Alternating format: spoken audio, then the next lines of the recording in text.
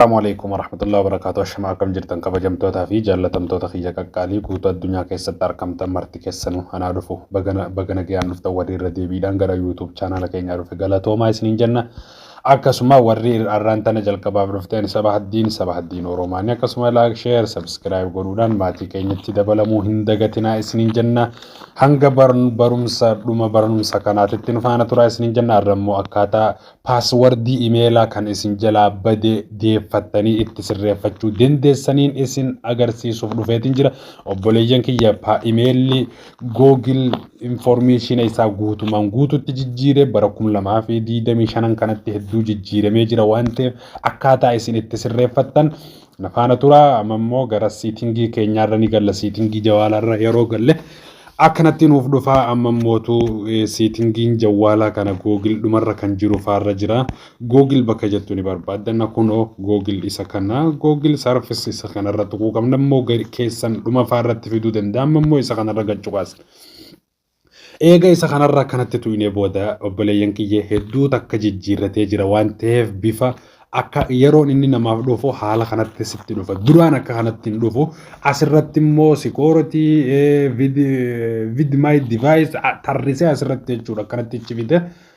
amma immoo bifa jijjiirratee maal godhuu qabdan quba kan keessaniin akkana sarkisuu qabdanii garuu immoo bakka tanarra allow service kan jiru kana all service kan jiru kanarra tuytanii akkanatti irra gaddeemtanii irra ol deemtanii Outfall weather Google kan jiru kanarra gachuqaasuu qabdan eegaa kanatti gachuqaastan booda maal isiniif fida personal info kan jiru kanarratti tuquu qabdan personal info kanarratti eegatu yittan fuula nuti beeynu sanamma qabatee nu dhufe waan ta'eef akkanatti irraa sarkiftanii mata duree security jiru kana filachuu qabdan mata duree security jiru kana eegaa akkanatti gattuitanii akkanatti haala kanaan nuu fida haala kanaan eegaa akkanatti nuu fide password bakka jettu barbaadachuu qabdanii password kan jettu kana irra oloftanii irra gabbuttanii barbaadachuu qabdanii amma immoo irra gattuina password irratti cuqaasnee jirra amma nafaana tura isinin jenna nuuf banaa jira akkaatuma shabakaa keessaniitiin isin oofa obsaan eeggadha amma akkanatti eegaa akkanatti nuuf fide booda eega fuula kana qabatee nuuf dhufe haala kanaan eegaa akkatti nuuf dhufe imeeliin isin irraa jijjiirrachuu barbaadan sun isa kana ta'uu qaba bakka tana jiraachuu qaba amma immoo bakka tanatti imeela kan kee itti naqiisiin jechaa jira waan ta'eef amma immoo ati imeela kana hin beeytu waan ta'eef cuqaasuu qabdan isa kanarra eegaa kanatti gattuitanii paaswordii eessaan akka godhachuu barbaadan user your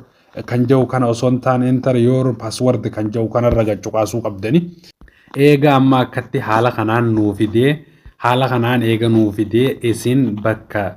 lachuutitti paaswordii sirrii ta'e jechuu qubee yeroo mara dagachuu hin dandeenye bakka tanatti guuttachuu qabdani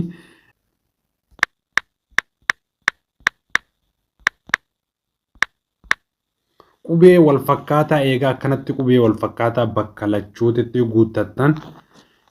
maal godhuu qabdanii